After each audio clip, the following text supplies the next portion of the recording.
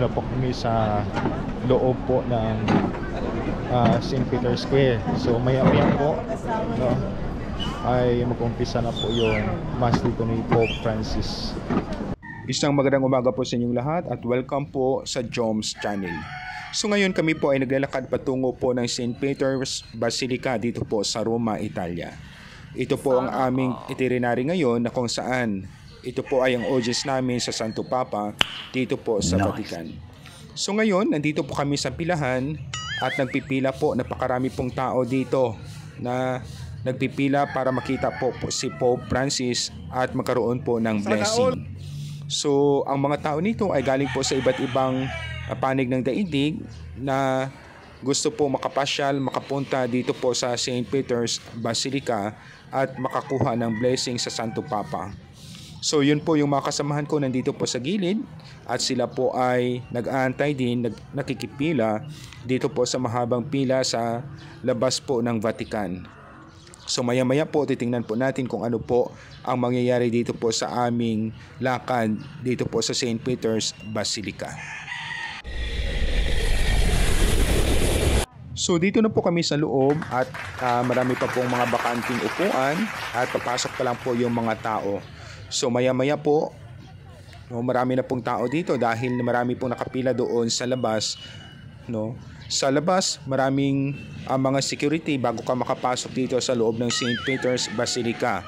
Napaka-stricto po, napakahigpit po ng kanilang seguridad para po sa Santo Papa at sa mga taong pupunta dito sa Vatican. So maya-maya, lalabas na po si Pope Francis at bago siya mag-umpisa, siya po muna ay iikot dito sa loob ng St. Peter's Basilica para magkaway, para mag-blessing sa mga taong nandito po sa loob.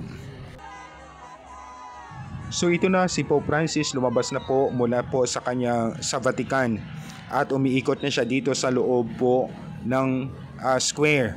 No, bago po siya mag-umpisa ng kanyang blessing, siya po muna ay iikot dito sa loob ng St. Peter's Square.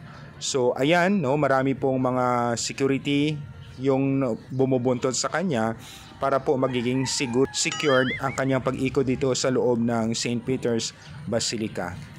So mayroon ding mga media, no? Maliban sa media, marami din pong mga tao na nakabuntot sa kanya para po ma-secure ang kanyang seguridad bago siya mag-umpisa ng kanyang blessing dito po sa Vatican. So napakalaki po o napakalawak po ito ng lugar na ito at yan po siya po ay sumasakay sa mobile patrol ng Vatican at yun po ang kanyang sinasakyan para po maikot niya ang lahat ng sulok, no? At yung mga tao ay dito lang po sa gilid, hindi po sila pwedeng makalabas dahil mayroon pong barrier at mga security sa gilid-gilid po ng Vatican. So katatapos lang po ng audience dito kay Pope Francis, no? Marami po mga pilgrims galing po sa iba't ibang mundo. So matatapos lang po ngayon ang audience dito sa St. Peter's Square, no? Ang lahat po ay tumatayo na at maya-maya po alis na po sila.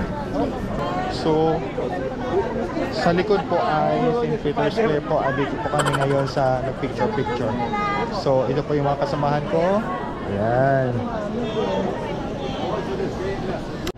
So kami ngayon ay pupunta kami sa Sistine Chapel at pupunta din po kami doon sa museum dito po sa Vatican. So yun po yung itinerary namin ngayong araw at mamaya po ay may pupuntahan pa kami na ibang lugar. So na po kami sa loob po ng St. Peter's Square. So maya-maya po, no, ay mag-umpisa na po yung mass dito ni Pope Francis.